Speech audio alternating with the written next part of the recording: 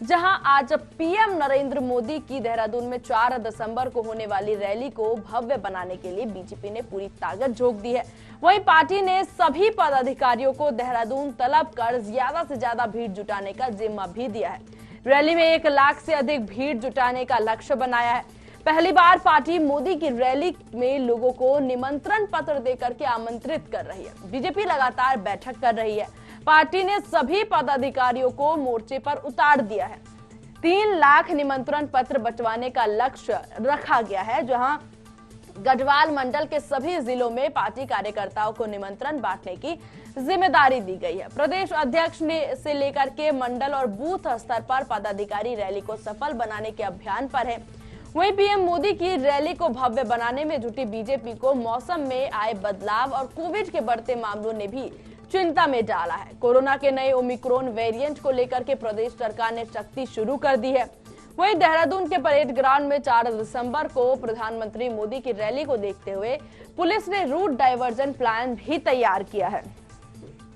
इसके लिए विभिन्न रूटों पर बसों और विक्रमों का रास्ता बदला हुआ रहेगा। इस दौरान परेड ग्राउंड के चारों ओर 0 जोन रहेगा। यहाँ कोई भी वाहन नहीं चलेगा।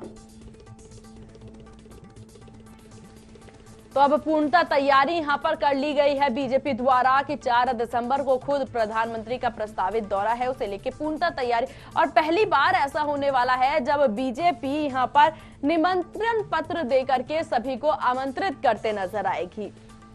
जिस तरीके से बीजेपी की तैयारी देखी जा रही है, पुरजोर यहाँ पर साफ हो जाता है कि बीजेपी अब किसी भी तरह से अचूका नहीं रहना चाहती या फिर किसी भी तरह से कोई मौका नहीं छोड़ना चाहती जनता को रिझाने का।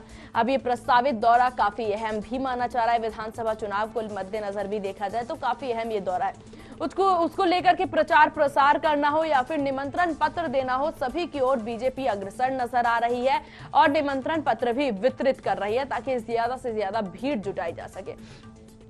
अब आखिर इसकी वजह क्या है, ये एक बड़ा सवाल यहाँ पर खड़ा होता है कि अब बीजेपी को आमंत्रित क्यों करना पड़ रहा है जनसभा के लिए। वहीं पार्टी ने सभी पदाधिकारियों को भी मोर्चे पर उतार दिया है।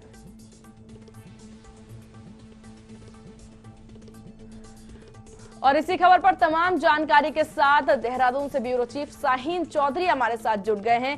शाहीन जी, किस तरह का यहाँ पर अभी कार्यक्रम तय हुआ है और किस तरह की तैयारी साफ तौर पर देखी जा रही है और कितना अहम ये दौरा माना जा सकता है?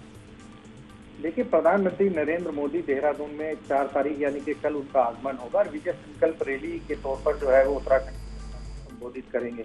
उनके आगमन के लिए पुलिस प्रशासन और पार्टी स्तर पर व्यापक तैयारी की गई है। सुरक्षा के पूरी चाक चौबंद इंतजाम किए गए हैं। कोई किसी तरह की चूक ना हो उसके भी व्यापक इंतजाम जो है किए गए हैं। लगातार एसपीजी और जितने भी नेशनल सिक्योरिटीज हैं उन्होंने भी डेरा डाला हुआ है। वो अलग अलग तरीके से सुरक्षा के व्यापक इंतजाम कर रहे हैं। जिला प्रशासन हो या शासन हो या पीएचक्यू हो, उन्होंने भी अपने अपने तरीके से सुरक्षा के व्यापक इंतजाम किए हैं।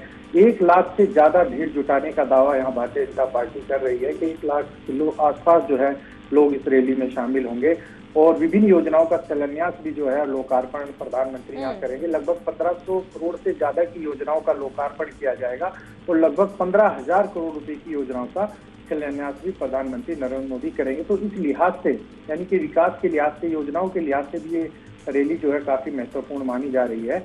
और इसके साथ ही 1 लाख की भीड़ जुटाने का लक्ष्य जो है भारतीय जनता पार्टी ने रखा है। चुनाव नजदीक है, चुनाव को दृष्टिगत रखते हुए योजनाओं का लोकार्पण रखा गया है और शिलान्यास कार्यक्रम रखा गया है। उत्तराखंड को बड़ी सौगात जो है प्रधानमंत्री कल की रैली में देने जा रहे हैं। ऐसे में अगर शाहीन जी देखा जाए, बीजेपी जो है वो आमंत्रण पत्र बांट रही है, लोगों को आमंत्रित कर रही है रैली के लिए, तो क्या यहाँ पर बीजेपी का अपना दमखम कम नजर आ रही है, इसलिए रैली में प्रधानमंत्री के रैली में और प्रधानमंत्री खुद यहाँ पर आ रहे हैं, तो ऐसे में क्या उन्हें ये डर है कि लोग कम इकट्ठे होंगे?